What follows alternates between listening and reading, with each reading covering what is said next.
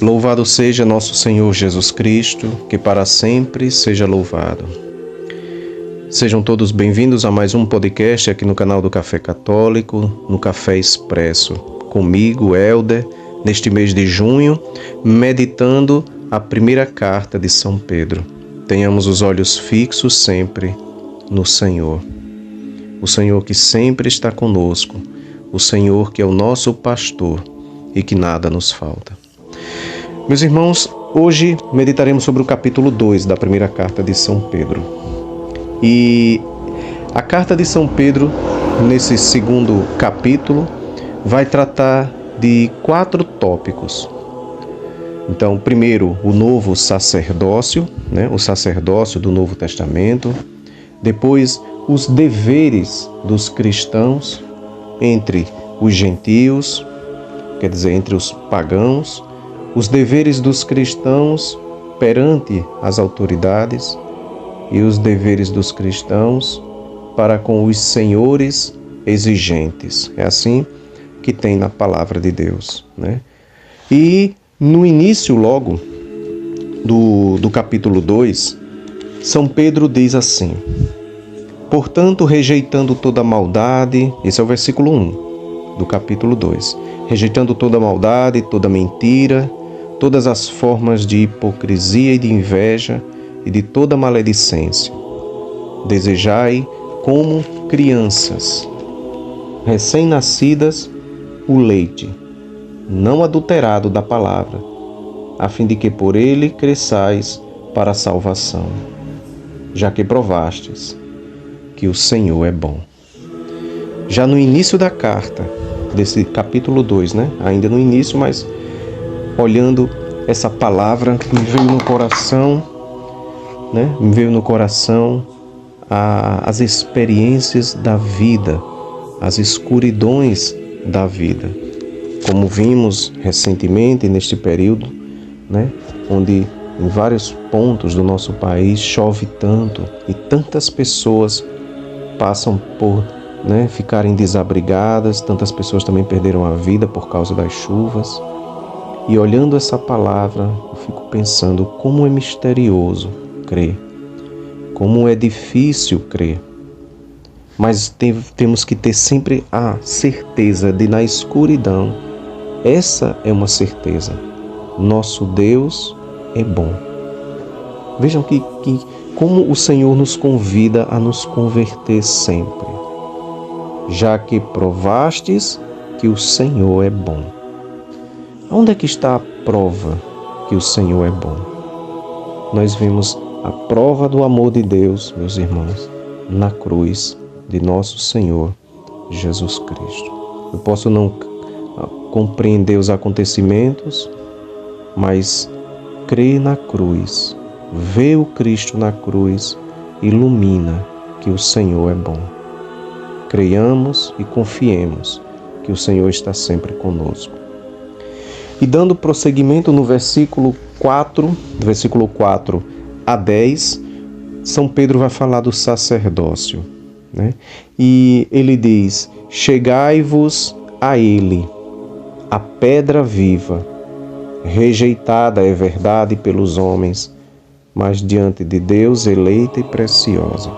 É interessante essa expressão, chegai-vos a ele. Por quê? Porque isso relembra o acontecimento do Antigo Testamento no Monte Sinai. Porque no Monte Sinai a gente vai ver que não era fácil os judeus para chegar próximo de Deus. No capítulo 19, versículo 22, 23 e 24, a gente vai ver no versículo 23, Moisés dizendo assim a Deus: Moisés disse ao Senhor: o povo não poderá subir à montanha do Sinai, porque tu nos advertiste, dizendo: delimita a montanha e declara-a sagrada. Então veja, o povo não podia se aproximar da montanha. E aqui Pedro, na sua carta, vai dizer aos cristãos da dispersão, Achegai-vos a ele, se aproximem dele, né? A pedra viva. Veja a comparação, né? Na montanha, a grande rocha, que era a montanha do Sinai, não podia se aproximar. E agora Pedro, olhando para Jesus, a pedra viva, a rocha que é Jesus, ele diz: chegai-vos a ele, né? E no versículo 5 vai dizer: do mesmo modo, também vós, como pedras vivas, constituí-vos em um edifício espiritual. Então, pedras vivas somos nós, como que uma edificação de um novo edifício. No versículo 5 ele diz: dedicai-vos a um sacerdócio santo, né? Porque na profecia do profeta Isaías, no capítulo 28, versículo 16, o profeta dizia: eis que porei em Sião uma pedra de granito, uma pedra angular, uma pedra preciosa, um alicerce. Então, Jesus foi profetizado como uma pedra, a pedra viva, né? E Pedro vai dizer: dedicai-vos a esse sacerdócio, o sacerdócio agora do Novo Testamento. Porque ele diz: nós somos uma raça eleita, um sacerdócio real, uma nação santa, o povo, né, o povo de Deus, a fim de proclamar as excelências de Jesus. Então, o sacerdócio cristão, ele se divide em dois sacerdócios. São duas participações no sacerdócio único de Cristo.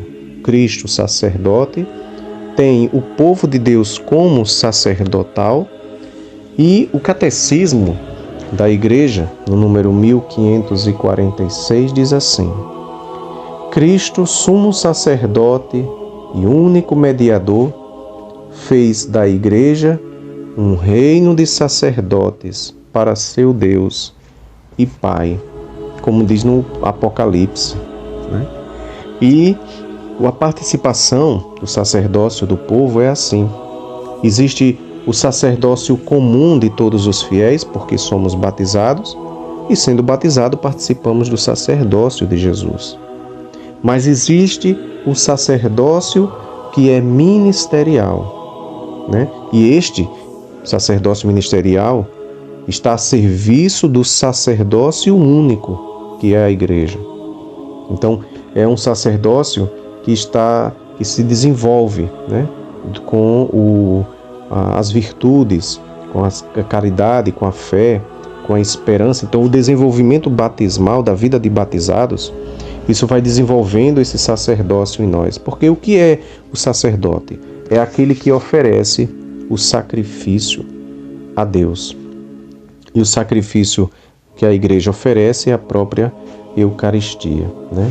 Então, é um dos meios pelos quais Cristo ele não cessa de construir, diz o Catecismo, né? De construir e conduzir a Igreja, que é através destes dois sacerdócios, o sacerdócio comum do povo e o sacerdócio ministerial, que é constituído pelos sacerdotes da Igreja, a hierarquia da Igreja, não o diácono, mas os bispos e os padres, bispos e presbíteros, que são sacerdotes.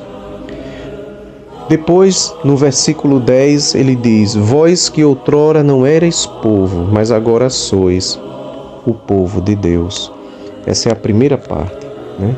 Que graça ser cristão, que graça ser católico. E esse ser católico, né, tem um preço. Muitos pagam com a vida, como aconteceu recentemente na Nigéria, onde 50 irmãos nossos foram assassinados dentro da liturgia, dentro da missa. Então, o preço a pagar por crer em Jesus, né? É uma graça ser cristão. Mas vós, cristãos que tendes a luz, o que fazeis com essa luz? Por isso que agora, no versículo 11 a 12, né, São Pedro vai falar sobre os deveres dos cristãos entre os gentios, entre o mundo, a Igreja no mundo como luz. Ele diz: exorto-vos, amados, como a peregrinos e forasteiros neste mundo.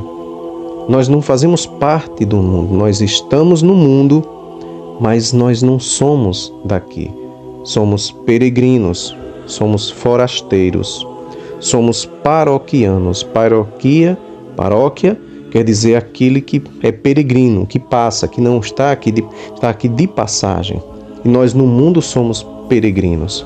Pois diz no Salmo 39, versículo 13: pois eu sou um forasteiro junto a ti, um inquilino como todos os meus pais, Senhor, diz o salmista. E São Pedro diz: abstenhais dos desejos carnais que promovem guerra contra a alma. Então todo desejo da carne, todo desejo que é contra o Espírito Santo, como vai dizer São Paulo nas suas cartas, é uma guerra, né? Quem coloca a carne, quer dizer o pecado, né? Contra a alma. Então colocar a vida da graça, né? Contra a alma é uma guerra, né? É fazer guerra à sua alma, à sua vida da graça, aquele organismo espiritual que temos que manter como estado de graça, num combate, numa luta. Então se abstenham, né? Diz São Pedro, nos abstenhamos desses desejos carnais. Carnais quer dizer desejos que levam ao mal, que levam ao pecado. No versículo 13 ao 17, São Pedro vai dizer agora os deveres dos cristãos às autoridades. E vai falar sobre a constituição dos governantes do mundo. Ele disse: sujeitai-vos a toda instituição humana por causa do Senhor, seja o rei como soberano, seja os governadores como enviados seus para a punição dos malfeitores e para o louvor dos que fazem o bem. Então devemos rezar pelos governantes, né? Apesar de ver um contratestemunho de mau serviço tantas vezes de tantos e tantos governantes no mundo, mas devemos pedir a Deus a conversão deles para o bem de todos. Rezemos para que os governantes se convertam e façam um serviço próprio do seu encargo, que foi posto, né, um encargo colocado por Deus, né? Por isso que vai dizer no finalzinho, no versículo 17, Pedro diz: honrai a todos, amai os irmãos, temei a Deus e tributai honra ao rei. Veja, honrar as instituições humanas por causa do Senhor, é por causa de Deus. E por causa do Senhor, suportar as tribulações e as provações, se sujeitar, né, no momento do sofrimento, oferecer tudo a Jesus. Nos últimos versículos, né, do versículo 18 até o 25, é o último momento que Pedro diz assim, no segundo capítulo, né, os deveres dos cristãos agora para os senhores, aqueles que tinham criados. Aí ele diz: vós criados. Então São Pedro se dirige aos cristãos que são subalternos, né? Ele diz: sujeitai-vos com todo o respeito aos vossos senhores, não só aos bons, senhores bons e razoáveis, não somente a eles, mas também aos senhores que são perversos. Veja aqui, realmente, veja como ser cristão muda tudo na vida, né? É como ele diz: se bater em vossa face, oferecei-a a outra. Veja como a reação do cristão com as coisas do mundo é totalmente diferente, meus irmãos. Pensar em uma pessoa que é um patrão ruim e a gente não se rebelar, mas se sujeitar, porque ele diz: é louvável que alguém suporte aflições, sofrendo injustamente por amor de Deus. É virtuoso suportar por causa de Deus. Então, mas Pedro, por que São Pedro? Por que suportar? Porque isso agrada a Deus e imita o Filho de Deus. E ele vai mostrar o exemplo, né? Ele vai dizer no versículo 21, com efeito, para isto é que fostes chamados no batismo, pois que também Cristo sofreu por vós. Então veja, Se Cristo sofreu por nós, então ele diz: imitemos o Senhor, vamos sofrer agora por ele. E nessas contrariedades da vida, devemos nos sujeitar, mas por causa do Senhor, que por nós deixou um exemplo, a fim de que sigamos os passos dele. Ele não cometeu nenhum pecado. Veja, o Senhor sofreu ser inocente. Então, se você vê que pode se suportar um sofrimento, uma peleja no trabalho, na faculdade, na escola, na família, coloque aquele sofrimento nas mãos do Senhor. O Senhor que era inocente sofreu, porque também nós não podemos sofrer um pouco por ele, Ele diz que quando Jesus foi injuriado, ele não revidou. Quando Jesus sofreu, ele não ameaçou. Antes, ele colocou a causa nas mãos do Pai, que julga com justiça. E diz que foi na cruz onde tudo se manifestou. Sobre o madeiro levou os nossos pecados, reconheceu o próprio corpo. Aqui São Pedro lembra o 4º cântico do servo sofredor, do profeta Isaías, no capítulo 53, 12. A fim de que, mortos para os nossos pecados, vivêssemos para a justiça. Pois estáveis desgarrados como ovelhas, mas agora retornastes ao pastor e supervisor das vossas almas. Quer dizer, ao episcopo das vossas almas, ao bispo das vossas almas. Ele chama Jesus de episcopo, ou seja, um supervisor, Aquele que é um inspetor e supervisor. Então, vejam, nós somos ovelhas nas mãos do Senhor, porque o Senhor é o nosso pastor e nada nos falta, nada. Tendo Jesus, nada nos falta. Não nos faltará paciência, não nos faltará amor, esperança, nem nos faltará a humildade de dar a vida por causa dele.